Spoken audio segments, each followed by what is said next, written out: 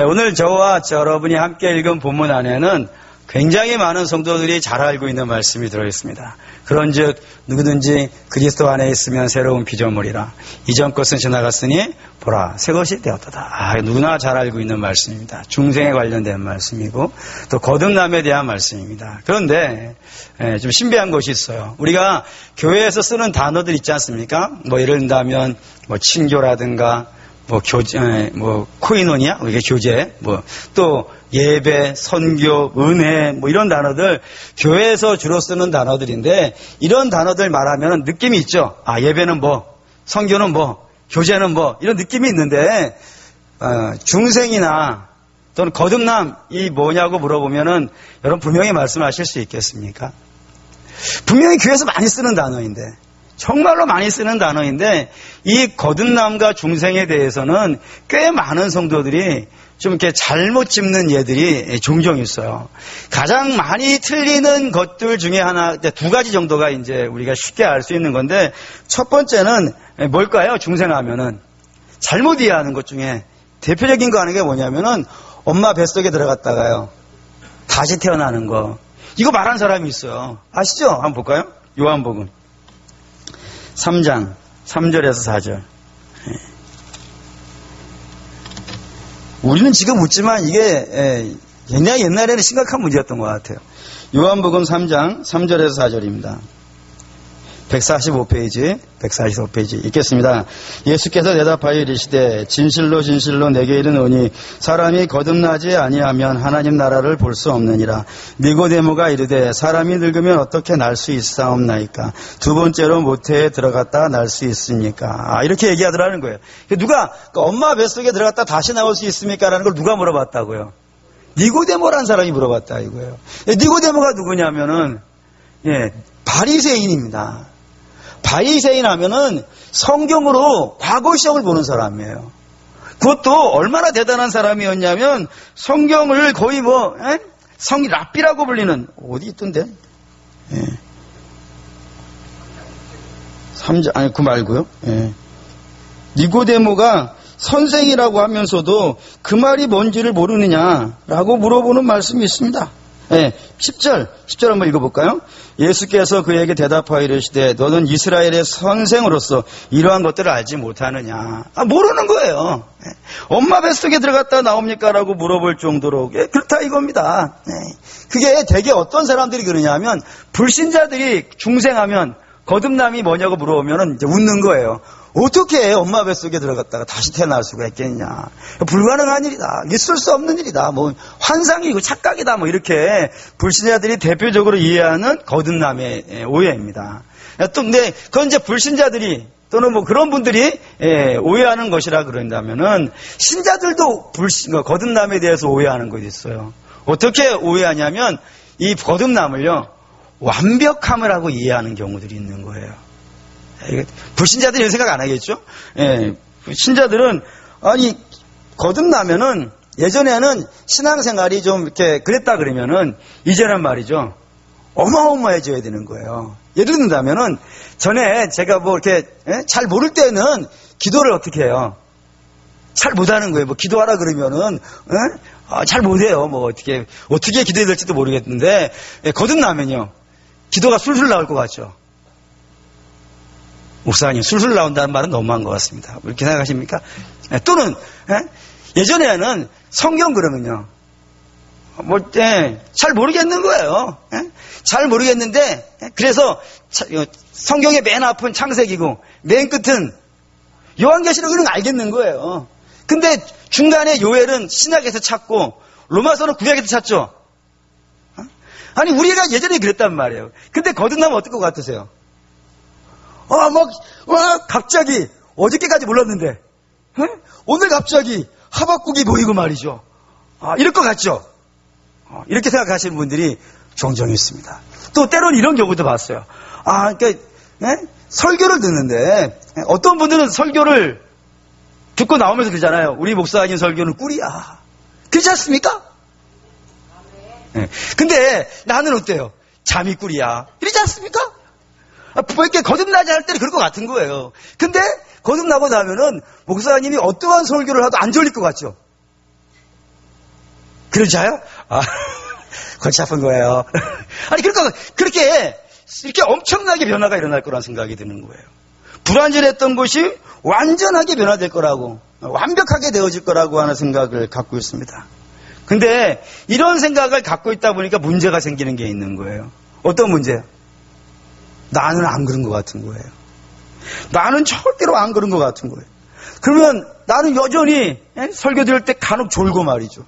성경을 찾으려고 그러는데 뭐 간혹 말라기를 저 요한계시록과 찾고 있고 이런 경우 있다고요. 그러니까 기도도 잘 못하는 것 같고 또 뭐 생활 수준도 그렇게 훌륭한 것 같지 않고 막 그러니까 마음에 낙심이 되는 거예요. 그래서 혹시 나 구원받은 거 아닌 거 아닌가?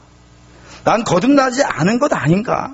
아니 내가 거듭난 것 같다. 나는 분명히 예수님을 사랑하는데 진짜 예수님 좋아하는데 나는 흔히 말해서 수준이 높지 않으니까 나는 혹시 구원받은 사람이 아니고 혹시 하나님께 버림받은 사람은 아닌가 라고 생각해가지고 불안해하고요, 두려워하고요, 염려하는 거예요.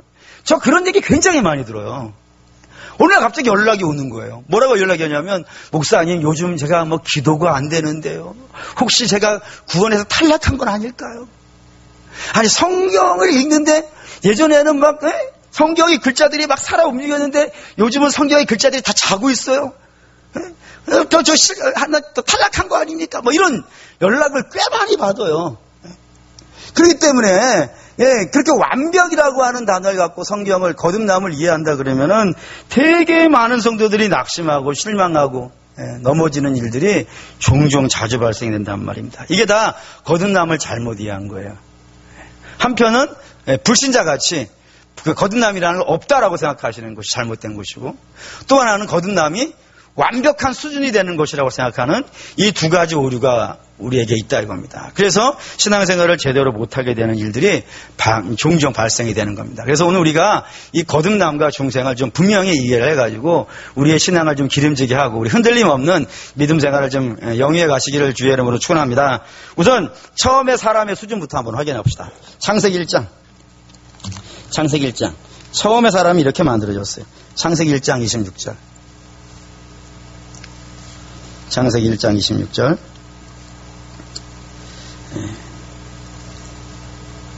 읽습니다. 하나님이 이르시되 우리의 형상을 따라 우리의 모양대로 우리가 사람을 만들고 그들로 바다의 물고기와 하늘의 새와 가축과 온 땅과 땅에 기는 모든 것을 다스리게 하자 하시고, 처음에 하나님이 사람을 만드실 때 그 기준과 모델이 뭐였다고요?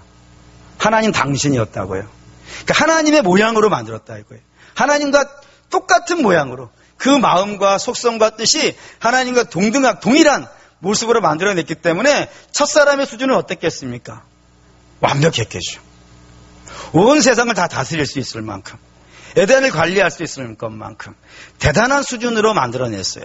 근데 그 대단한 수준의 사람이 어떻게 되죠? 3장에 가면요, 죄로 오염되어지고 타락해지더라 이겁니다.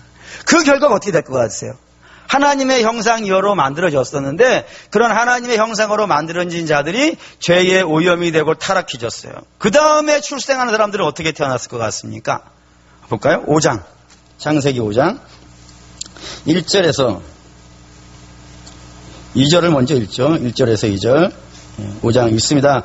이것은 아담의 계보를 적은 책이라. 하나님이 사람을 창조하실 때에 하나님의 모양대로 지으시되 남자와 여자를 창조하셨고, 그들이 창조되던 날에 하나님이 그들에게 복을 주시고 그들의 이름을 사람이라 일컬으셨더라. 처음에 남자를 만드시든 여자를 만드시든 그 모든 자들의 모습이 어땠다고요? 하나님의 형상이었다고요. 근데 그들에게 죄가 오염이 되어지기 시작했고 죄로 인하여서 타락했단 말입니다. 그러자 3절이 됐다 이거예요. 3절 읽겠습니다.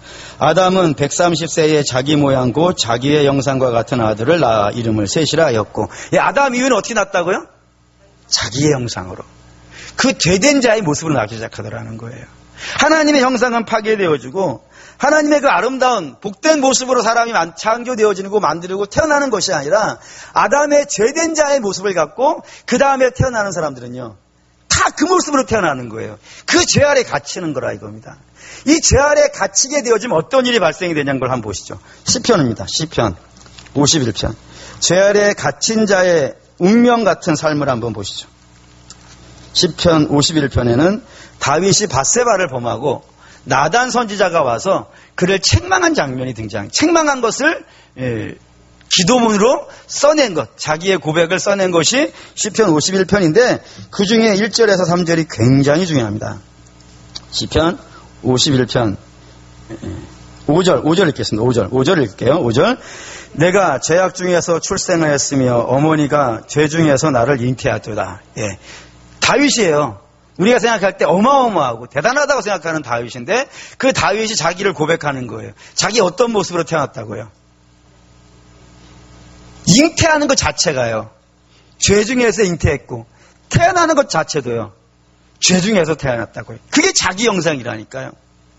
그러니까 아담 이후에 태어나는 모든 사람은 다 어디에 갇혀 태어나는 거예요. 죄에 갇혀 태어나는 거예요. 거기에서 벗어날 수가 없어요. 근데 이 죄에 갇혀지게 되면 어떤 일이 발생되냐면 이게 중요해서 읽었습니다. 6절 읽겠습니다. 보소서 주께서는 중심이 진실하심을 원하시오니 내게 지혜를 은밀히 가르치시리이다. 이게 무슨 말이냐면 이런 말입니다. 하나님이 무엇을 원하신다고요? 내게 원하는 수준이 어떤 거예요?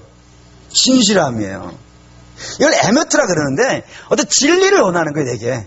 하나님이 내게 원하는 것은 진리를 원하는데 그래서 다윗이 이런 마음을 가져본 거예요. 내가 이제 하나님이 원하시는 수준인 진리고 대단한 믿음의 수준이니까 나 그렇게 해봐야지.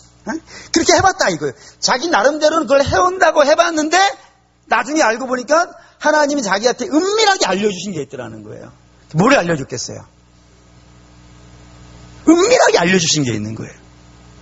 그게 뭐냐면은 네가 그걸 하고 싶어 하는데 할 수가 없더라 이거예요. 그걸 알았다 이거예요. 하나님은 내게 진실함을 원하는데 나는 하나님께 진실함을 보여드릴 수가 없는 거예요. 수준이 안 되는 거예요. 능력이 안 되는 거예요. 흔히 말해서 발바닥에 땀이 나도록 뛰어다녀도 하나님이 원하시는 수준이에요. 못 도달하는 거예요. 오히려 도달하기는커녕 어느 쪽으로 왔다고요? 밧세바를 범하는 쪽으로 왔다 이거예요. 그게 충격이었던 거예요. 그것이. 자기는 잘하는 줄 알았다니까요. 남들에게도 다 이렇게 얘기한 거예요. 나만큼만 신앙생활 하라고. 나만큼만 하나님 믿으라고. 자기는 그런 사람인 줄 알았었는데 알고 보니까요. 자기는 그걸 해낼 수 있는 수준이 아니라는 사실을 알았다 이거예요. 왜요? 나는 죄 중에 잉태하였고 죄 중에 출생하였기 때문에 하는 짓이 다 뭐라는 거예요? 죄밖에 없더라. 죄밖에 없더라. 그게 은밀한 중에 아는 지혜라는 거예요. 내가 깨달은 것이 아니라 하나님이 알려주셨다고요. 그게 절망하고 있는 거예요. 근데 여러분 이것만으로 사실 다윗이 훌륭한 건 이걸 알았다는 것 자체가 훌륭한 거예요. 되게 많은 사람들 어떤지 아십니까? 되게 많은 사람들에게 당신은 죄인이라 그러면 두 가지 반응 보여요. 하나는 뭐냐면은 그래서 이러는다니까요. 무관심해요. 심지어는 그냥 남들도 다 그러는데 뭐. 남들도 다 그러는데 뭐 나만 갖고 그러냐고. 이런 수준으로 가든지 그것도 좀 낫죠. 어떤 경우에는요. 당신 죄인이라 그러면 칼 들고 달려오는 경우도 있어요. 그래서 수많은 믿음의 선지자들이 죽음에 갔었던 이유들이 그런 것입니다. 미국에 가면 그런 교회 있대요. 제가 가본 건 아닌데 뭐 책에서 봤는데 그 목사님이 죄에 대한 설교를 어마어마하게 많이 하신다는 거예요. 그래서 어느 분이 갑자기 여기서 총을 쐈다는 거예요. 단상 위로. 듣기 싫다고. 그래서 그 교회는 강대상 앞에 방탄 유리로 되어 있다는 거예요. 듣고 싶지 않은 거예요. 죄에 대한 이야기는. 그러니까 사람들은 대부분이 다 죄에 대해서 거부하고 죄에 대해서 감각이 없거나 죄에 대해서 무지하다 이겁니다. 무능력하고요. 그래서 이 죄에서 갇혀 태어나기 때문에 항상 살아가는 수준이 어디로만 가는 거예요. 죄로만 가는 거예요. 자기가 거부할 수가 없는 거예요. 끌려가는 거예요. 네. 이게 이 다윗만 그런 것이 아니라 사도 바울도 그래요. 한번 볼까요? 로마서 7장. 이 사람의 수준이라는 것, 자연인의 수준이라는 것, 일반적인 모든 사람의 수준이라는 걸 성경이 자꾸 이런 식으로 설명하고 있는 걸 좀 보십시다. 로마서 7장 14절에서 24절. 14절에서 24절 로마서 248페이지 읽겠습니다. 우리가 율법은 신령한 줄 알거니와 나는 육신에 속하여 제 아래에 팔렸도다. 내가 행하는 것을 내가 알지 못하노니 곧 내가 원하는 것은 행하지 아니하고 도리어 미워하는 것을 행함이라. 만일 내가 원하지 아니하는 그것을 행하면 내가 이로써 율법이 선한 것을 시인하노니 이제는 그것을 행하는 자가 내가 아니요 내 속에 거하는 죄니라. 내 속 곧 내 육신에 선한 것이 거하지 아니하는 줄을 아노니 원함은 내게 있으나 선을 행하는 것은 없노라. 내가 원하는 바 선을 행하지 아니하고 도리어 원하지 아니하는 바 악을 행하는도다. 만일 내가 원하지 아니하는 그것을 하면 그 일을 행하는 자는 내가 아니요 내 속에 거하는 죄니라. 그러므로 내가 한 법을 깨달았노니 곧 선을 행하기는 원하는 나에게 악이 함께 있는 것이로다. 내 속사람으로는 하나님의 법을 즐거워하되 내 지체 속에서 한 다른 법이 내 마음의 법과 싸워 내 지체 속에 있는 죄의 법으로 나를 사로잡는 것을 보는도다. 오호라 나는 공고한 사람이로다. 이 사망의 몸에서 누가 건져내랴. 여기 14절에 내가 팔렸도다 이거예요. 뭐에 팔렸다고요? 죄에 팔렸다고요. 죄에 팔렸다는 말은 이런 거예요. 죄에 대해서 구속됐다 이거예요. 그 안에 갇혔다 이거예요. 그 안에 갇혔으니까 이제부터 나는 어떻게 다니겠어요? 이렇게 얘기할까요? 착고에 매였어요. 죄라고 하는 착고에 매였어요. 다시 얘기할게요. 요셉을 형제들이 팔았어요. 누구에게요? 미디안 장사꾼에게. 그래서 미디안 장사꾼이 요셉에게 뭐를 채워요? 착고와 수갑을 채워요. 손에 채우는 건 수갑이고 발에 채우는 건 착고예요. 그리고 끌고 가는 거예요. 끌고 가는 거예요. 그때 요셉이 끌려가고 싶겠어요? 안 끌려가고 싶겠어요? 안 끌려가고 싶어요. 왜냐하면 그 도단에서부터 끌려서 애굽으로 가려면 어디를 지나가야 되냐면 부엘세바를 지나가야 되고, 부엘세바에 뭐가 있냐면 자기 집이 있단 말이에요. 아버지가 살고 있는 집이 있단 말이에요. 자기에게 채색 옷을 입혀서 날마다 이뻐하는 자기 아버지 집 앞을 지나가야 되는 거예요. 그때 그 앞에 착고로 끌고 수갑에 채워가지고 이게 끌고 가니까 그 앞을 지나갈 때 어떻겠어요? 발버둥을 쳤겠죠. 발버둥을 쳤는데 어쩔 수 그러니까 아버지 집으로 갈 수 있어요, 없어요? 못 가는 거예요. 왜요? 끌려가니까. 그게 지금 14절이에요. 그러니까 바울은 자기 몸에 뭐가 채워져 있다 이거예요. 죄가 채워져 있다고요. 그래서 나는 죄대로 안 살고 싶은 거예요. 자기는 믿음으로 살고 싶고 의롭게 살고 싶고 선하게 살고 싶은 거예요. 근데 내가 원하는 대로 할 수 있어요, 없어요? 못한다 이거예요. 내가 거기 죄에 갇혀있기 때문에 아무리 발버둥 치고 아무리 노력을 하고 내가 아무리 결단을 하고 내가 이렇게 해야지 수없이 다짐을 하고 왜 작심삼일이겠어요? 못하겠는 거예요. 하면 마음은 원이로되 몸이 안 따르고 몸만 안 따르겠어요? 마음도 안 따르는 거예요. 자꾸 못 가는 거예요. 그리고 결국엔 넘어지고 그래서 왜 자꾸 넘어지는가, 왜 자꾸 하려고 했는데 안 되는가 하고 자기를 묵상해 봤더니 자기 안에 뭐가 중심을 자리 잡고 있더라고요. 죄가 딱 자리 잡고 있어가지고 그게 주인이라 이거예요. 마치 트럭의 운전사가 핸들을 붙잡고 있잖아요. 그 트럭은 누구 마음대로 가는 거예요? 운전대 잡은 자 마음대로 가는 거예요. 근데 내 인생을 죄가 구속해가지고 붙잡아가지고 자기 운전대 잡고 가고 있는 거예요. 차가 가고 싶어도 못 가는 거예요. 결국에는 사망으로 가고 낙심으로 간다 이거예요. 그래서 사도 바울이 안타까워서 24절 얘기한 거예요. 오호라. 오호라는 뜻이 뭘까요? 슬프도다. 네? 그래 있나요? 네. 오호라. 슬프도다. 다른 거 뜻이 그거예요. 슬프다. 나는 공고한 사람이다. 이 무슨 뜻일까요? 나는 불쌍한 사람이다. 가련한 사람이다. 왜요?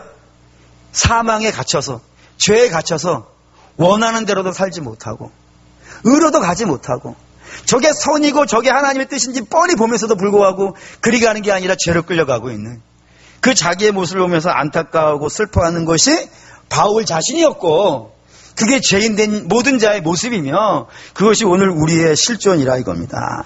아담의 자손으로 태어나는 자들, 아담이 자기 형상으로 낳은 자들, 그런 자들은 이게 이렇게 되어줄 수밖에 없고 이게 인류의 비극이었다라고 이야기한다 이겁니다.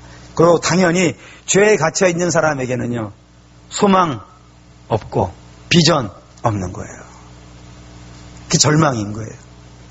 그래서 여러분 철학을 제대로 하면은 그리스도를 빼고 하나님을 빼고 철학을 하면 다 어디로 가냐면 허무로 가는 거예요. 없는 거예요, 자기는. 절망으로 갈 수밖에 없고. 도대체 이런 인생 살아서 뭐 하는가. 사는 게 다 고통이고 이렇게 다 가는 거예요. 그래서 자살이 생기고, 자살을 두고 누가 많이 하냐면 유럽에 있는 사람들, 뭐 흔히 말해서 많이 배우고 많이 가진 사람들이지 않습니까? 이렇게 갈 수밖에 없는 거예요. 허무할 수밖에 없는 거예요. 그게 죄인된 자의 실존이라 이겁니다. 그러면 성도, 그게 죄인들의 모습이라면, 죄가 운전대를 잡고 자기 마음대로 끌고 가서 결국에는 절망으로 끌고 가는 것이, 사망으로 끌고 가는 것이 죄인된 자들의 모습이면 성도는 어떤 사람일까요? 성도 보시죠. 에베소서 2장 1절.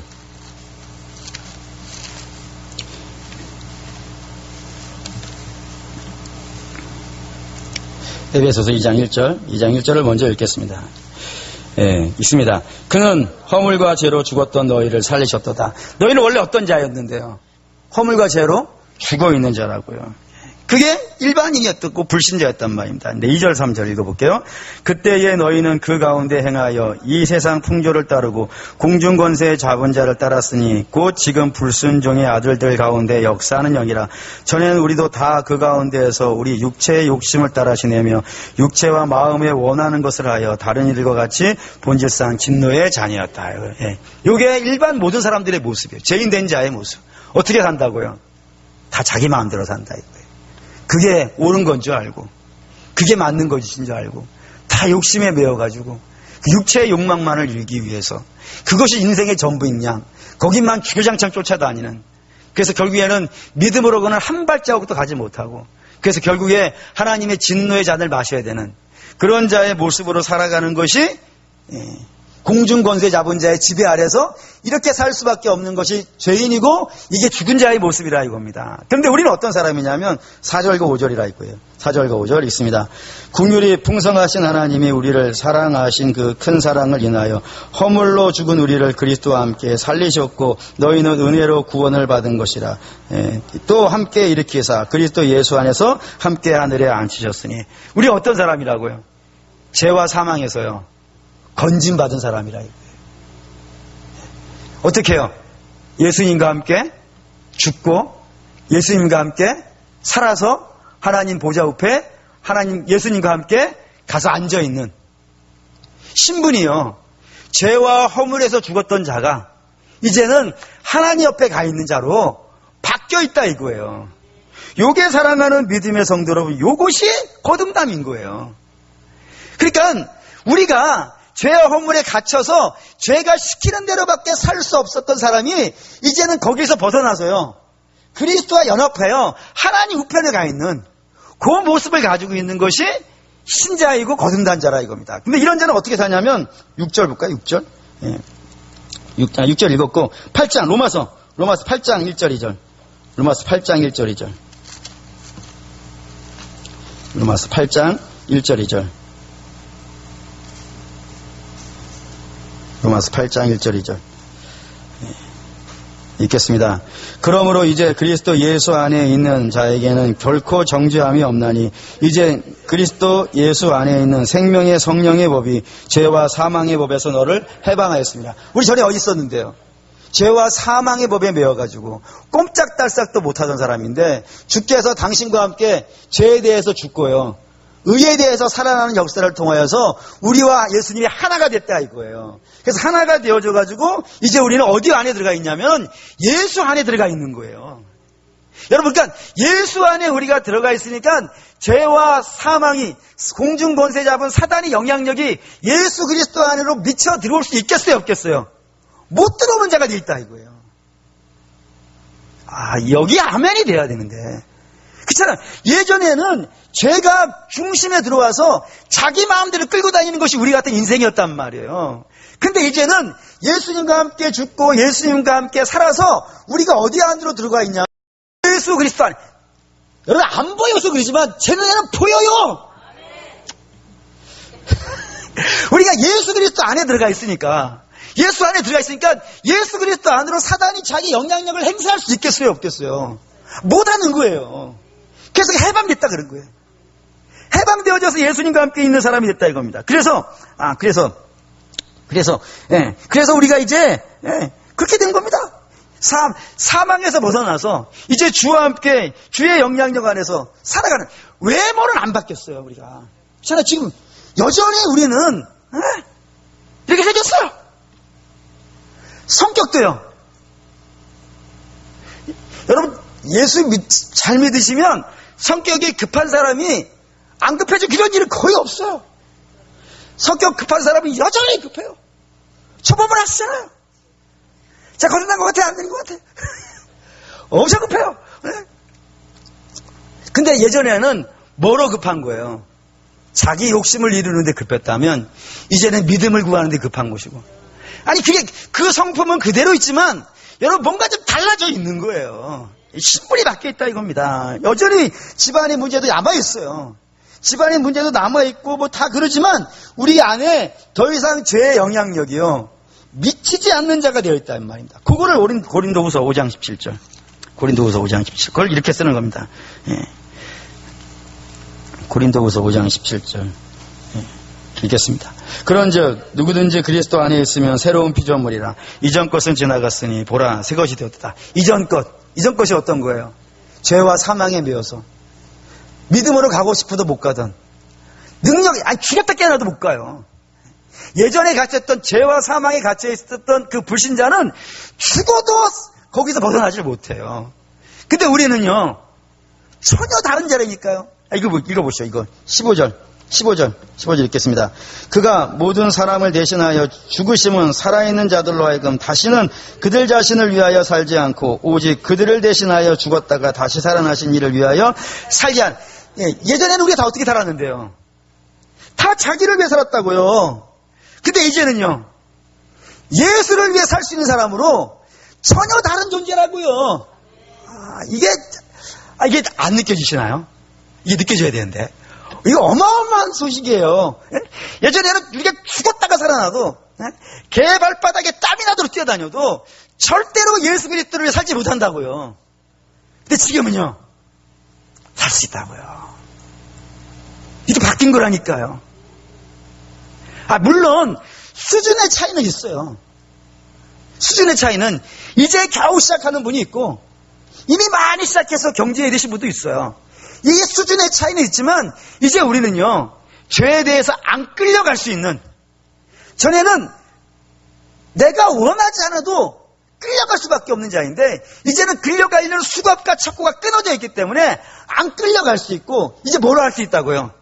이러시죠. 이걸로 로마서 6장 3절 4절 6장 3절 4절 6장 3절 4절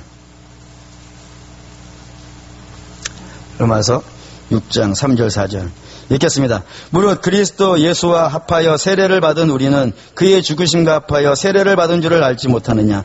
그러므로 우리가 그의 죽으심과 합하여 세례를 받음으로 그와 함께 장사되었으니 이는 아버지의 영광으로 말미암아 그리스도를 죽은 자 가운데서 살리심과 같이 우리로 또한 새 생명 가운데서 행하게 하려 함이라.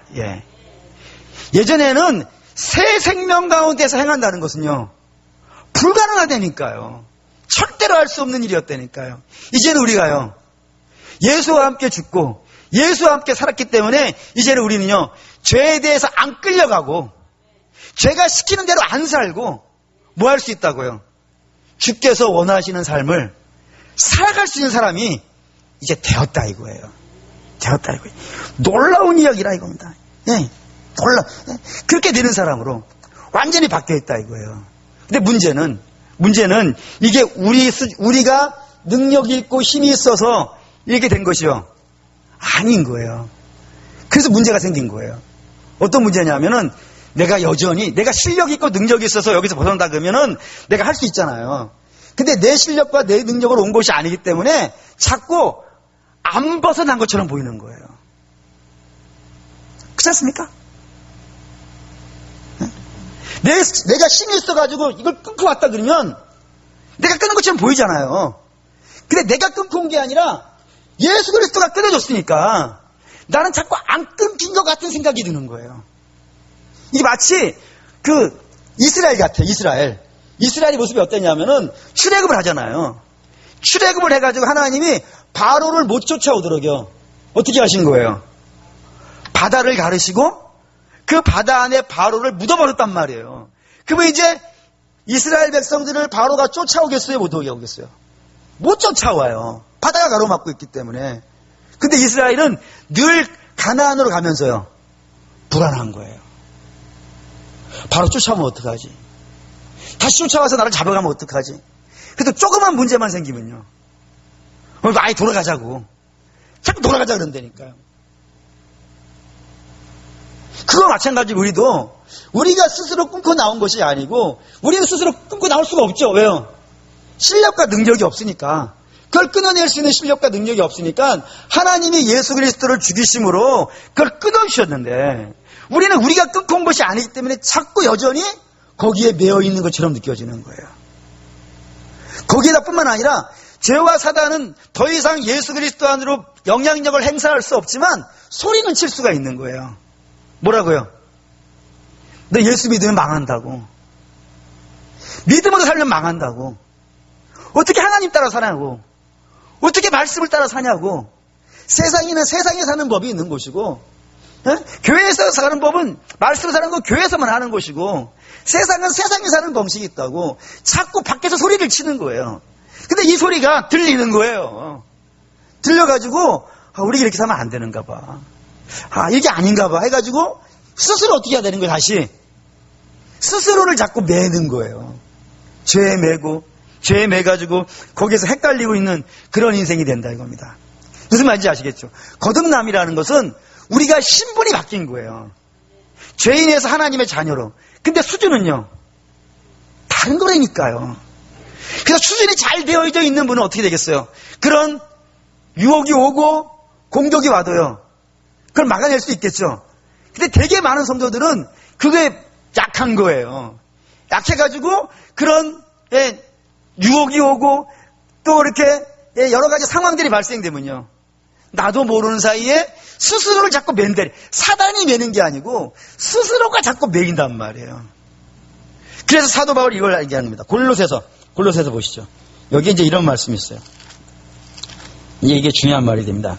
골로새서 2장 1절. 2장 1절에서 4절. 325페이지 골로새서 2장 1절에서 4절 읽겠습니다. 내가 너희와 라오디게아에 있는 자들과 물은 내 육신의 얼굴을 보지 못한 자들을 위하여 얼마나 힘쓰는지를 너희가 알기를 원하노니, 이는 그들로 마음의 위안을 받고 사랑 안에서 연합하여 확실한 이해의 모든 풍성함과 하나님의 비밀인 그리스도를 깨달아 알게 함이니, 그 안에는 지혜와 지식이 모든 보화가 감추어져 있느니라. 내가 이것을 말함은 아무도 교묘한 말로 너희를 속이지 못하게 하려 함이니. 이렇게 말씀했어요. 이게 무슨 말이냐면, 골로새 교회에 와가지고 자꾸 악한 자들이요, 유혹해내는 거예요. 그래서 골로새 교회가 끊어낼 수가 있는데, 아직 이 교회에 있는 교회들의 수준이요, 그거를 끊어낼 만한 수준이 안 되는 거예요. 그래서 그 말이 자꾸 어떻게 되는 겁니까?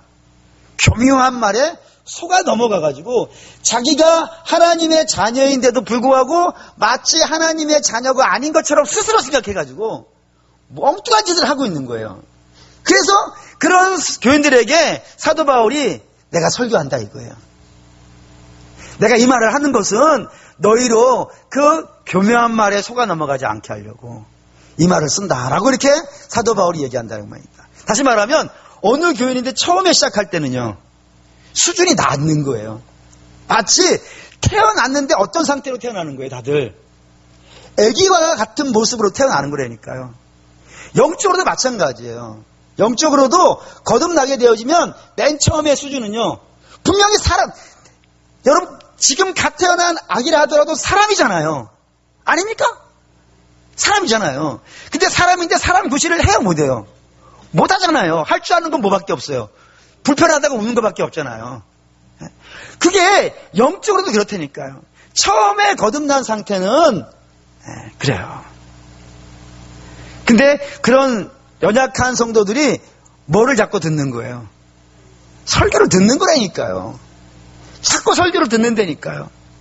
그 설교가 그들에게 양식이 되는 거예요. 그래서 여러분, 설교는 누구를 위해서 선포되는 건지 아십니까?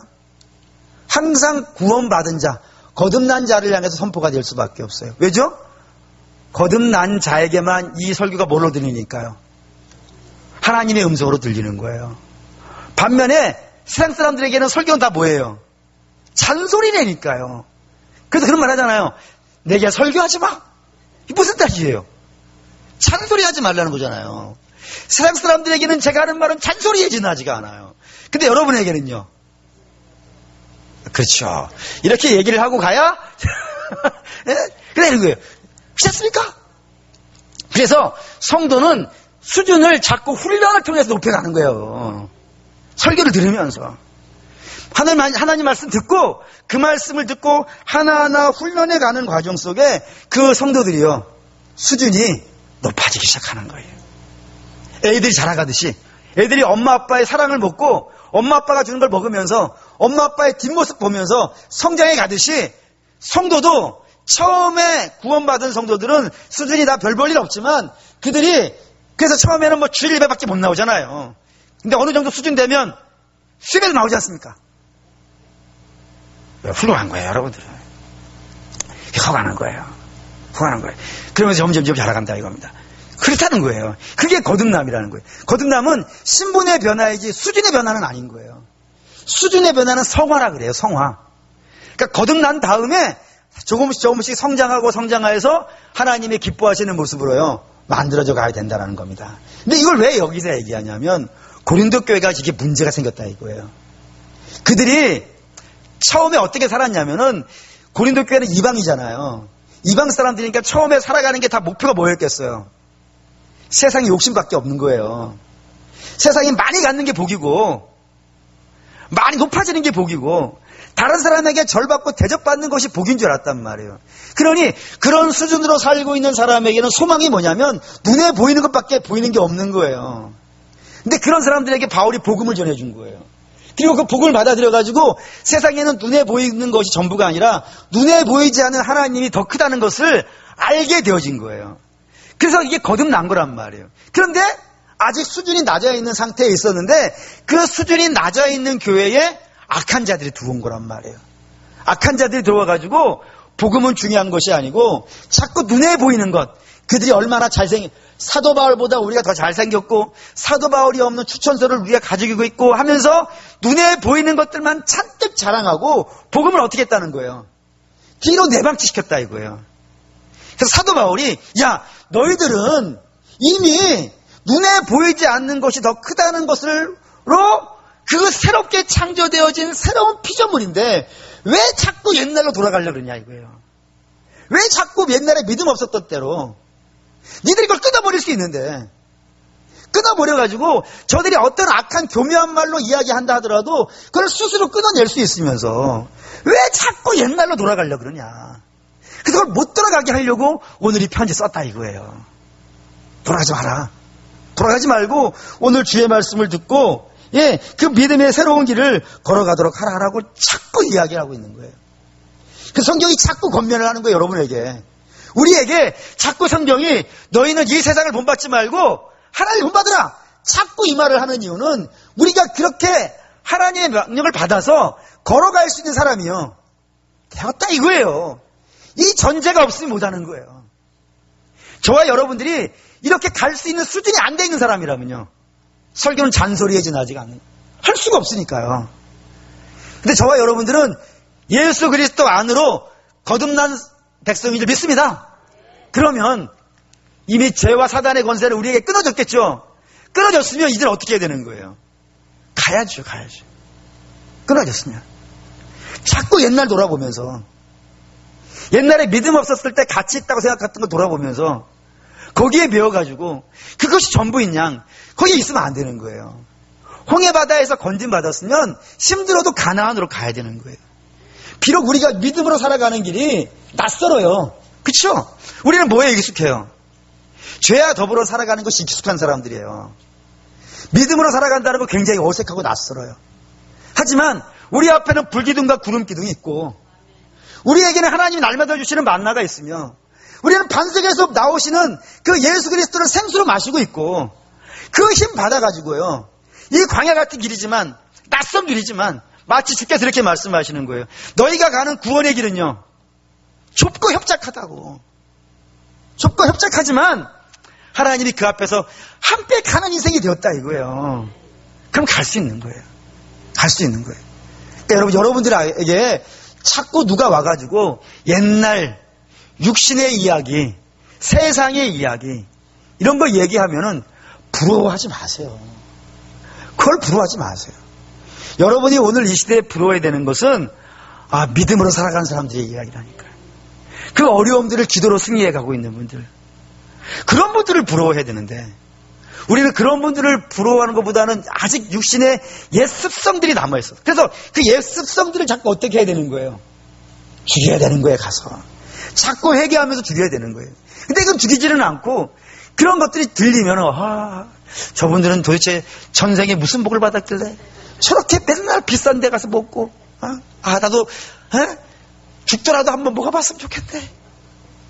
사랑하는 여러분, 그런 유혹에 빠지지 마시고, 성도는 그게 목표가 아닌 겁니다. 가는 방향이 바뀌었어요. 그렇죠? 우리 옛날에 이쪽으로 끌려가던 사람이에요. 근데 이제는 이쪽이 끊어지고 이쪽으로 갈 수 있는 길이 열린 거예요. 우리 주님을 강제로 끌고 오는 것보다는 어떻게 오기를 원하세요? 순종함이 오기를 원하세요. 그래서 거기서 기다리시는 거예요. 구름기둥이 앞에서 기다리면서 따라오라.